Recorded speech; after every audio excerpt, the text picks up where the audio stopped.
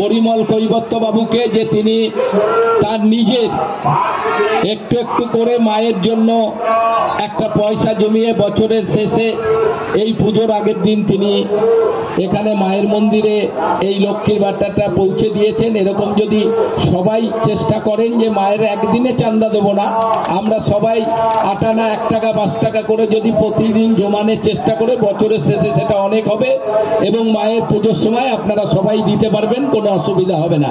সবাইকে ধন্যবাদ এবং পরিমল বাবুকেও আবার ধন্যবাদ জানাই তার এই চিন্তা ভাবনার জন্য। এই বছরও আমাদের বেচারার শ্রী শ্রী অলয়চণ্ডী মাতার আজকে যেই বিশাল পুজোর অনুষ্ঠান, এই অনুষ্ঠানে আমাদের এই পুজো কমিটির আমার সম্মানীয় সমস্ত দাদারা রয়েছেন।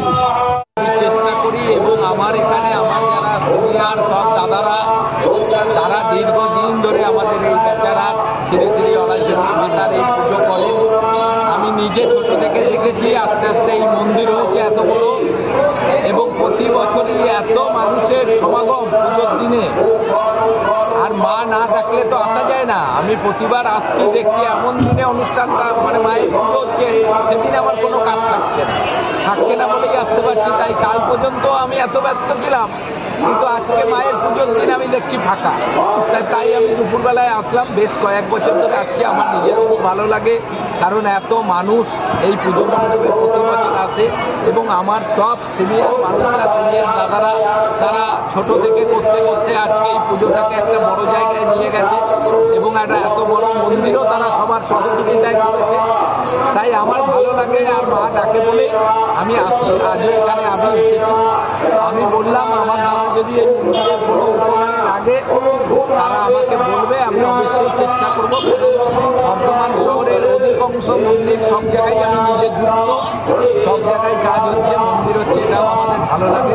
আর আমাদের শ্রী অলয়চণ্ডী মাতার এত বড় মন্দির, এত বড় পুজো, আর এখন সব জায়গায় হচ্ছে। আমি তো নিজে অনেক পুজোতে গেছি, আর এখানে এত বড় পুজোতে আমি নিজে উপস্থিত হতে পেরে আমি নিজেরও ধন্য মনে করি, কারণ মায়ের ডাকেই আমি এসেছি। এটা আমার খুব ভালো লাগে, আর আমি তো সারা বছরই ঠাকুর দেবতা নিয়েই আছি।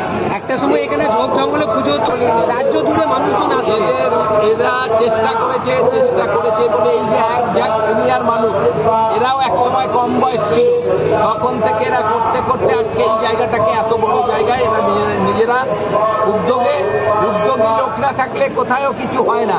এবং সব থেকে আর একটা ব্যাপার, পরিমল বাবু বলে একজন, তিনি আগের বছর থেকে এই একটা লক্ষ্মীর ভাণ্ডারের মতো একটা ভার করেছেন, আর এই ভারটায় তিনি প্রতিদিন মানে নিজে পয়সা জমিয়ে আজকে পুজোর দিনে তিনি সেইটাকে দিয়েছেন। এই চিন্তা ভাবনা যদি আমাদের সবার থাকে তাহলে পুজোতে কোনোভাবে কারো একটা চাপ সৃষ্টি হয় না চাঁদাতে।